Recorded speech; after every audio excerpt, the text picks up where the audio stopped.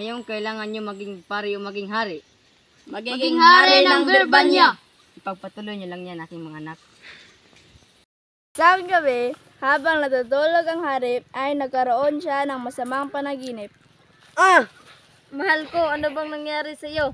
May masama akong panaginip. Pananghihina ako at hindi makatayo.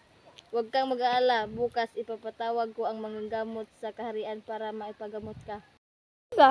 Dumating na ang manggagamot at tinignan nila si Haring Fernando. Mahal na Rina, utusan mo ang iyong anak na pumunta sa bundok ng Pidlas Piatas. May isang ibon na kung tawagin ay Ibong Adarna. Doon ay kakanta siya ng 7 bisis. At yan ang tanging lunas sa sakit mo, mahal na hari. Salamat, munting magagamot, sa sinabi mo tungkol sa Ibong Adarna. Mahal kong Rina, maaari mo bang tawagin si Pedro? May sasabihin lang ako sa kanya. Masusunod, kamahalan. Ngunit sinunod ni Don Pedro ang utos ng hari at sinimulang maglakbay.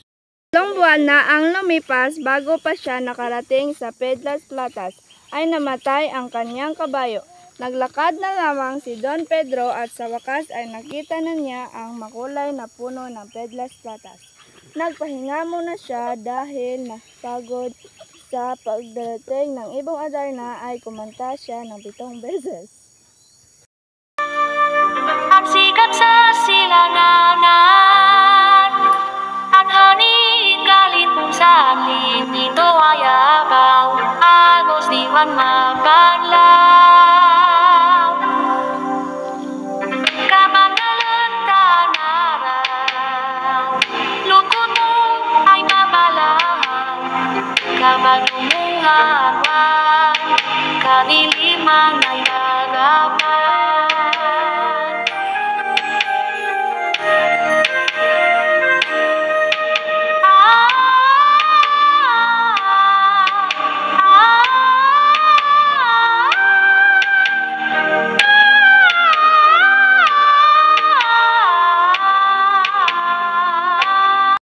Si Don Pedro, hanapin ko siya. Nagsimula siyang maglakbay nang hindi nagpaalam. Lumipas ang 3 buwan at namatay rin ang sinasakyan niyang kabayo. Naglakad na lang siya at sa ilang sandali. At haning kalipusan, dito ay abaw, agos diwan mabanlaw.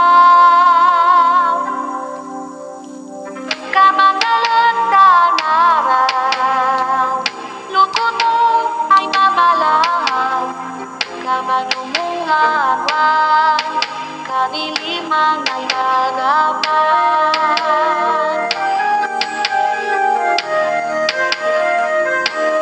Kaya, mahal ko, masama ang kutob ko kung ano ang nangyari sa kanilang dalawa. Ina at ama, maaari niyo ba akong payagan? Pupuntahan ko ang 2 kong kapatid. Pumilit si Don Juan sa harap ng kanyang mga magulang at sa uli siya ay pinayagan. Kinaumagahan, siya gumamit ng kabayo at naglakad na lamang siya at maya-maya may nakita siyang matanda. Anak, maaari bang makahingi ng pagkain dahil ako'y nagugutom? Ito Napakabuti mong tao, bakit napadpad sa lugar na ito? Pumunta ako dito para makita ang Ibong Adarna. Dahil mabuti kang tao, ituturo ko sa iyo kung ano ang dapat mong gawin. Sa gilid ng bundok, ikay pumunta sa isang bangkang nandoon ang ermitanyo at siya ang sasagot sa iyong mga tanong. Mata ni Don Juan ang matanda at pumunta siya sa lugar na sinabi ng matanda. Magandang umaga. Magpatuloy ka. Ano ang kailangan mo, iho? May sakit ang aking ama. Kailangan niya ng tulong sa Ibong Adarna. May ibigay ako sa iyo. Ito bantayan mo kung dadating ang ibon. Mag-aantay ka at kung kakanta ang ibon, pugain sa iyong palad at pigain mo sa 7 bisis.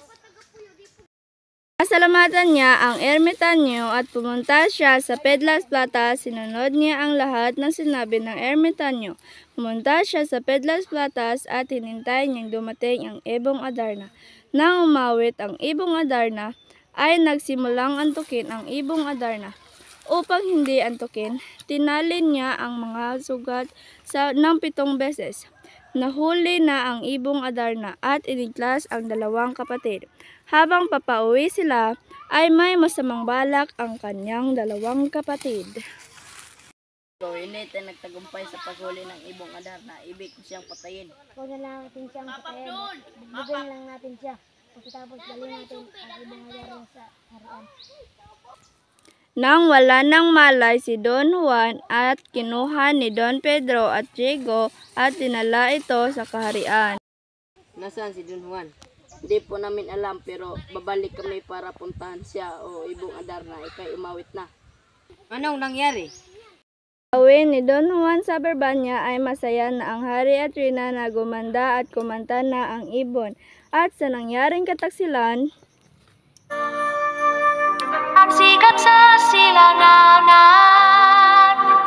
at haning galit mong sangit dito ay abaw agos di man mapanglaw kamangalan tanaraw ang hari at nais niyang parusahan ang kanyang 2 anak. Ngunit, Mahal kong ama, huwag mong ipapatuloy yan. Mga anak mo pa rin yan. noon matutulog na sana siya, ngunit ginising siya ng kanyang 2 kapatid. Muli, siya ay nakatulog at pinakawalan niya ang ibon.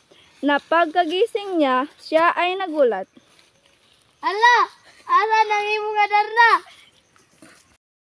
Ito ni Don Pedro. Aalis na ko. Baka mapabintangan pa ako. Mga anak, hanapin si Don Juan. Huwag kang magalala, ama. Hanapin namin siya. Saan naglalakad si Don Juan at sinandoan niya ang kanyang mga kapatid hanggang sa bundok ng Hermania.